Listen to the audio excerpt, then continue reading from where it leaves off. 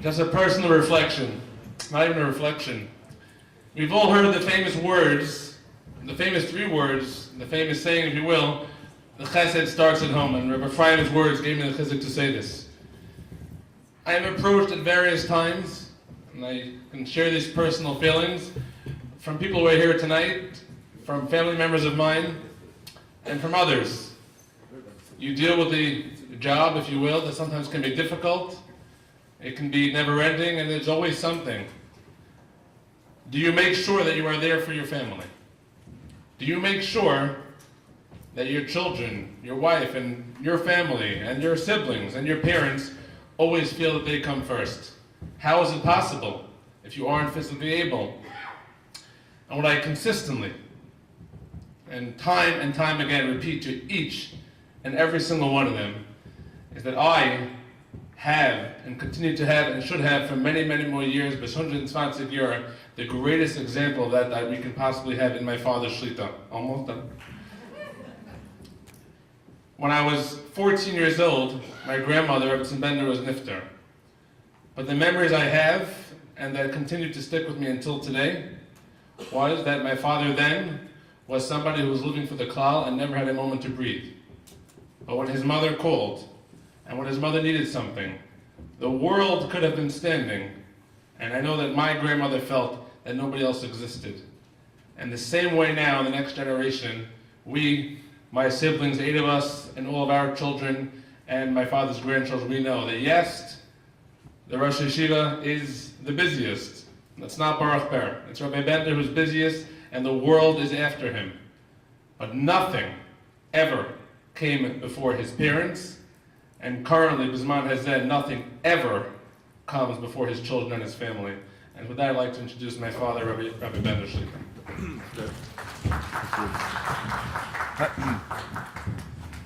Thank you very much. Tough act to follow, Rabbi. Impossible. I'm put a tough spot over here. I'm gonna try. Truth is, I wanted to focus a little bit of my family again. Family. It's not a Bender show tonight, but I want to give you an idea of what I saw as a child and what we have to try to give over. And I try to do this in yeshiva with the children all the time.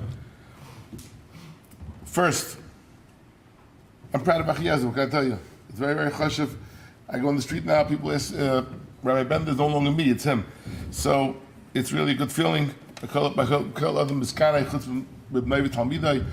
I feel very good about it. There's a Gemara Kiddushin of Lamed Aleph. The headquarters of Kibbud Av V'Em really is Kiddushin, where the Gemara speaks about Mitzvah Ben Ala'ab, Mitzvah Ala'ab Ben, etc., etc. The Gemara speaks about the fact how far one must go to kind of the mitzvah of Kibbud Av V'Em.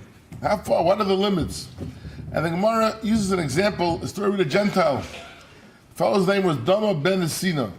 Dama ben Esina was a Gentile, and the Chachamim in the Beis HaMikdash one day needed to have one of the precious stones for the clothing that the Kohen Gadol, the high priest, wore in the Beis HaMikdash. They needed to have one of these precious stones, and he had it. But they see whatever the Gemara explained why. It was a timely question. They needed it right away. They had to have it right away. And they heard that Dama ben Esina had it, so they went to Dama ben Esina's house. They knocked on the door and they said, Dama ben Esina, we heard you have for us a precious stone. We'll need to pay you a certain amount of money. And they went up in price. He said, no, I can't give it to you right now because the key to the chest where this precious stone is lying, Machlekes Rashi and Taisus, is lying under my father's pillow or his feet, and I will, if I go get the key for that chest, I'll wake up my father, and I can't do it. They said, we'll give you more money. He can't. I said, I can't do it. My father is sleeping now. I can't give you the key. The Gemara tells us a story further. The Gemara tells us what happened was that a year later, he had a para aduma, which is even more expensive, was born to him. And the Gemara explains that he got a reward, and he didn't want to take more than the money that he... I'm sorry. That's a little low. I can hold my hand. So the Gemara explains that he only accepted the reward that he could have made some money before, but there's a very, very simple kasha over here.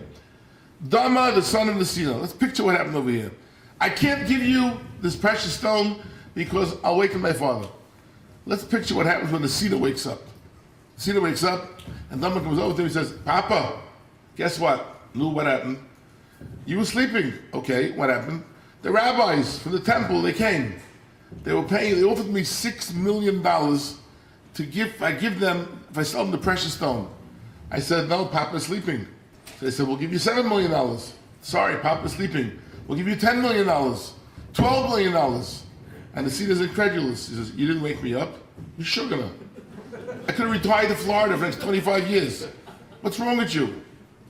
What happened to Leah? Ramesha Feinstein, Zikasadik of Racha, asked this kasha in the Sefer Dibras Moshe Kiddushin on the back. There's a little pieces over there. And he says a very interesting teretz. He says, the Gemara later says that Dama's mother was not a well woman. That one time he was sitting in a meeting, it was obviously Chashiva Jantal, he was sitting in a meeting in Rome, she came by, she hit him on the head, and her tichel fell off, he picked it up, he was very nice to her, etc. Whatever the Gemara explains over there. So if she wasn't well, probably his father wasn't well. So if he wasn't well, he didn't appreciate the value of money anyways. So not waking him up was the best type of mitzvah you can give. I thought maybe you could say a little bit different.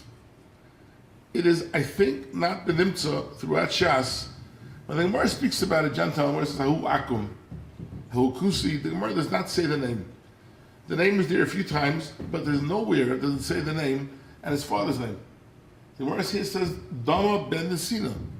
There's a story that happened with someone called Dama ben Nesina. What do we have to know who Nesina was? The Gemara is telling us that the hero here was not Dama. The hero was Nesina.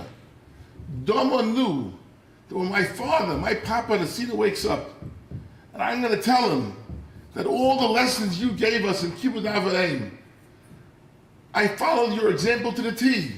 I could have made a fortune of money.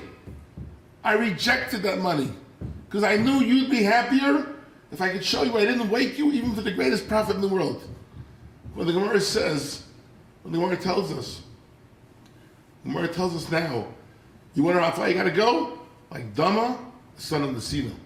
Because Dama knew exactly how Nesina is going to react. Wow, I'm proud of you, Dama. This is what you did for me. Money means nothing. You didn't want to awaken me. We have to understand, and I want to focus on what Rabbi Shapiro just spoke about the idea of the family, of leaving examples of the family. My father passed away 49 years ago. I was a young boy, 49 years ago. And in my head, I remember very little about what happened, what my father really did. I don't remember too much. The one thing that I'll always remember is his Kibbud Av. His Kibbud Av was absolutely incredible. And what's amazing here is that he lived in America. We lived in us. My grandfather lived in Israel. My grandfather moved to Israel in 1948. His wife had passed away in 1945, our grandmother. He remarried in 1948. They moved to Israel as soon as the state was founded. I saw my grandfather in 1956. I was almost a baby in 1956. And again in 1961 when he came for my sister Ella Shalom's wedding. That's when I saw him. Yet, in my head, in my memory, what I remember most is Kibbud Av. How is that possible? He lived in Eretz Yisrael, he lived here. I have a lot of examples to give you, but I want to focus just on a few of them. And if you do that in your home, you could set example. I'm here from a chinuch standpoint, which Rabbi Ephraim just spoke about. You could set examples in your home for your children. Do you know that kids today don't call their grandparents to say hello to them? Maybe if you're lucky, one Erev Shabbos, maybe an Erev Shabbos, if you get your kids to call. Maybe it wasn't shaykh. It wasn't shaykh because I watched my father. What does that mean?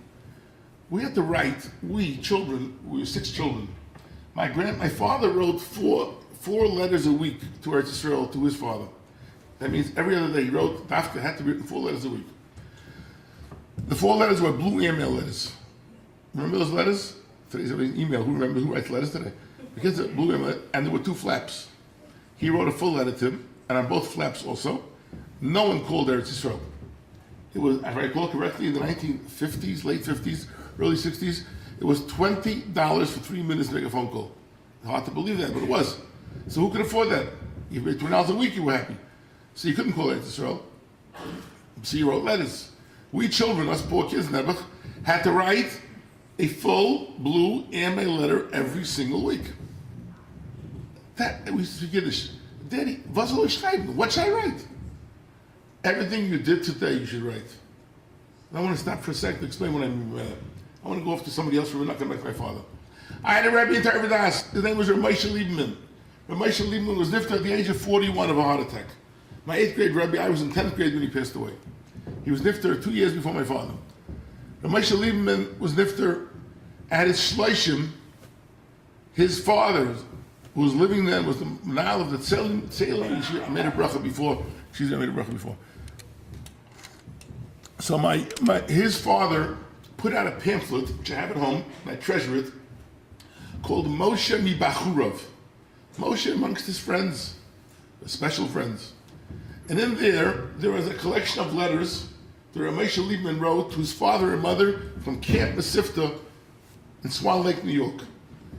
He went to camp. Camp Mesivta was a camp of Mesivta Tarvadas, and he was there. He was in the camp. The letters are a letter to his father, Chidusha Torah, and a letter to his mother. Chidusha Torah Alif is for Rabbi Shapiro. I want to tell you what he wrote in the Chidusha, and the letters he wrote to his mother. Tyre Obama, Nacht not geragend. Yesterday it rained, so I wore a raincoat, and I put on my boots, etc., etc. It was about to rain. The next day, Heinz is given kalt. Chagitragen mein Sweater. I wore my sweater.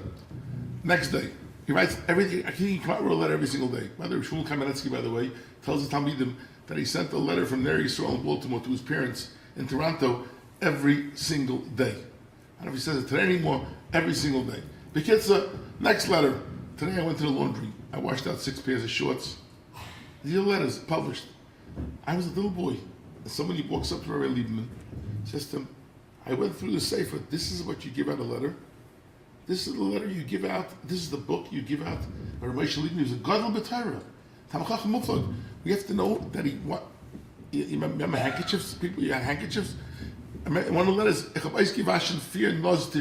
I washed out four handkerchiefs.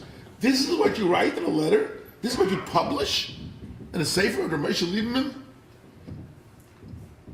I was a little boy, but I grew up watching my father.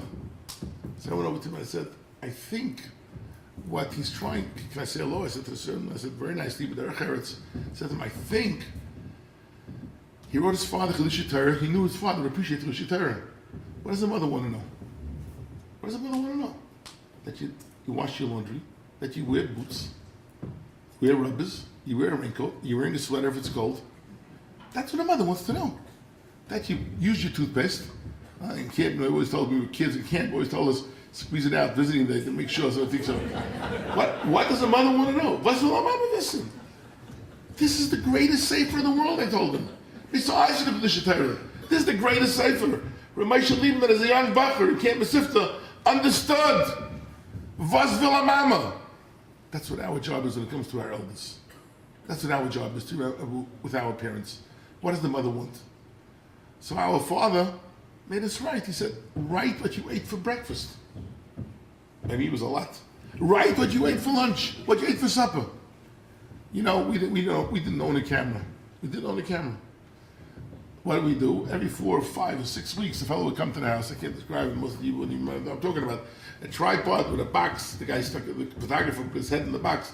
He had a long wire with a bulb at the end. He squeezed it. And 6 weeks later, he finally got the photos. We never saw them. We never saw them. You know why we never saw them? Because the letter, immediately, the photo went to Eretz Yisrael. When my father was nifter, and my grandfather came to live with us for 8 years after he moved back to America, so he could help my mother raise us children. He brought a box of photos with us the first time. Couldn't make copies of photos in those days. Report cards. You had to return that report card to school the next morning. Today, Baruch Hashem, they send them in the mail, but it used to be, he handed it out to the child parent signed it, you brought it the next morning. If we ever got a good report card, that's my siblings, by me it wasn't the gear. If you ever got a good report card, the report card went, with no photocopy machines, it went to Eretz Yisrael. I had no problem because my father was in the Nile, they gave me a new one the next time, no problem. I had to return it. It was 4 semesters, fine, whatever it was. Everything was the tata. My grandmother was Neftaredi, the papa, he called him papa. The papa. We lived it, we breathed it. So the fact that my father lived in America, my grandfather lived in Israel meant nothing. It meant nothing. Because the whole life was what was will the Zayda. What does the Zayda want? So then my oldest son, David, was born, and today they don't do it anymore. The photographer came to my house to take photos when he was 6 weeks old. They called you from 6 different places to come take photos. And I got the pictures back. The first thing I did automatically was, I sent the picture to my Zayda, who had gone back to Israel to live. And my Zayda wrote me back a letter, a pasuk in Mishlei, Chachmas Adam Torah Panav. I sent the photo of my son David, who's now behind her 40 years old. I sent the photo of him as a baby to my grandfather. He sent me a picture. And a week later, my grandfather was nifta. But I have that letter where he wrote to me, Chachmas Adam Torah Panav, because I learned from my father that when you get a nice photo of your kids, holding it for yourself, to the Zayda right away, to the Papa right away. He lived it and breathed it. And that's what I think we have to do in our homes. It's hard sometimes, it can be very, very difficult, and I know I want to say one thing clearly, every case is different. There are all kinds of situations. There are fathers sometimes that, Rabbi Shapiro alluded to it, yes, keeping them at home, not keeping it home. There are times when you cannot keep a parent at home. There are times when you, I can't go into that, it's not in the realm of what I'm doing here tonight. There are all kinds of situations, and it's understood. Sometimes it's just very, I can't go into tonight, and that's why there were many booths tonight to discuss different ideas and options and possibilities for a parent. But children have to hear that you're living and breathing them. You mentioned before, Ephraim, mentioned before about Shalom. I want to go back to my father in a minute, but you mentioned before about Shalom. The last words my mother said, I don't remember my siblings, myself. I thought we were having fights. I don't remember, Baruch Hashem, we didn't have machlekes. When she went into a coma before she was lifted, about 2.5 months before she was lifted, she was in a comatose state for about 2.5 months. She blurted out to my sister, Shalom, she blurted out to her, she said, Ein Zach, mach zicher, make sure that the children don't fight. I thought to myself, my sister started crying, of course, she's, like a last will. My mother, she started crying, she fell asleep, and then it was, from then on, I don't think she woke up again. The kids, so, the Shalom in a family is critical. It's the most critical thing for parents. It's nothing more. A parent wants, what does a parent want? Shalom. And in situations with an old father, an old mother, old parents, there's ribing and there's little things that go on between children. Like as Rabbi Shapiro clearly spoke about, who should have the parent in their home, who's doing more, who's doing less. You have to avoid machlekes. It's critical. Because back to what I was telling you about my father. I want to tell you a story. So my grandfather came to America in 1961. In 1961 he came. By the way, this is interesting. One day my father comes home with a big box. A big box. He puts it on the dining room table. Dining room table, that's the only table we really had. Puts it on the dining room table, and he takes out a bunch of bags. And in the bag says, taking out, excuse me, forgive me please, rolls of toilet paper. There must have been about 24 rolls of toilet paper. And he takes each one, puts them in a box, we're all gathered around him and said, Daddy, what are you doing? Give it Balzan, you'll soon see. I think he wanted us to see. And he packs up each roll of toilet paper in the box, says, the toilet paper in Israel is very rough. And for the Zayda, it'll be better to use the American paper. Today it's better already in Israel. I think my father was teaching us a lesson, even with toilet paper. You could teach your children Kibbud Av. You know what the proof is? It's 55 years later, I remember it. I remember my father packing the toilet paper for my grandfather because it could be a little bit better for my grandfather that he has toilet paper here. We have to do it now, no matter what you saw today, with all the booths and all the vendors, whatever you saw today, the children in the home must, as Rabbi Shapiro said before again, must see, hear, and feel every single time what it means a father and a mother. The Welt says a famous story. If it's true or not, I don't know, because it was made up a story with a father and a child. There was an old grandmother in the house, and she was not anymore. She was not well, and the child couldn't put the mother in a home. But the father says to the young little girl, 8-year-old girl, "Come, we're going to take mommy. I'm going to take grandma. I'm going to put her into a box, and we're going to drop her off a bridge because she doesn't understand anything. The strain on us is too much. She doesn't understand anything." And he packs her up into a box, and she's breathing still, of course. Obviously, she's not well. She's not a well woman. And they're going up to this bridge, and he's ready to take her. I'm sorry for going into the story. The end of the story is most important. We're going to drop her off the bridge because it's better for her. She's suffering so much. She's in pain. She can't take care of herself. She's not clean. And I explained to the 8-year-old girl why we have to do this. We have to. It's better for everybody involved. And they get to the bridge, the child says to the father, do me one favor. Pop, do me one favor, just one thing. You want to do it?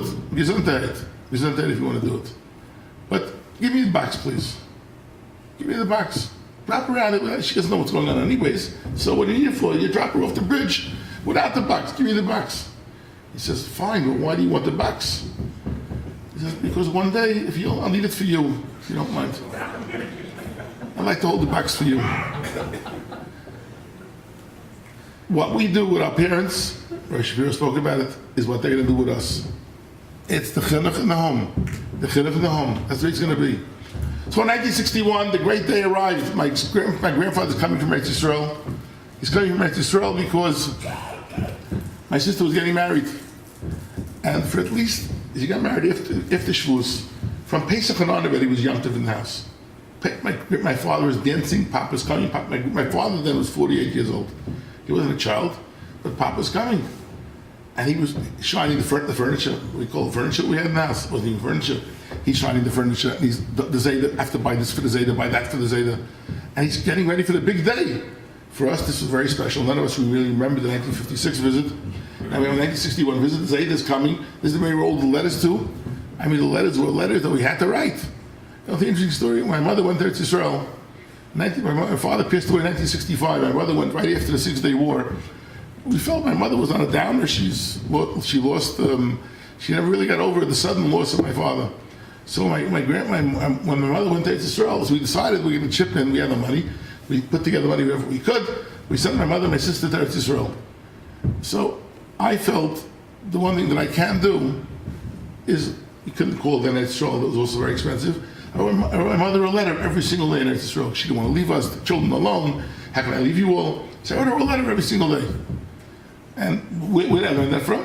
My father. Because he wrote letters all the time. He wrote letters, I wrote a letter.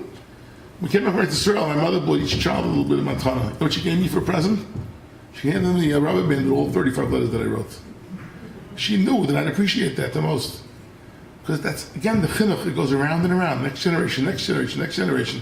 So the great day arrives. My grandfather's arriving that day from Eretz Yisrael. And my father picked us up from Yeshiva, all of us. He was in Malay, they picked us up at 12 o'clock for a 4:30 arrival of a flight. It wasn't like today with the computer boards that you have to in the airport. He didn't know. We said, Daddy, 12 o'clock. We didn't mind getting out of school at 12 o'clock. Why are we going to the airport at 12 o'clock for 4:30 flight? Why did the plane arrive early? You know a plane that ever arrives early? Okay. Why did the plane arrive early? He was acting like a child, like a 4-year-old child on visiting day if his parents coming. I mean, the simcha was so incredible. The excitement. We come to the airport. In those days, there was what's called an observation deck. No one knows what that is. You basically came to the airport, Idlewild Airport, now called Kennedy Airport. You went up a flight of stairs, you put in a dime into the turnstile, and you went up to the top, and you could see the plane. People disembarking. You didn't have those tunnels that go to the plane.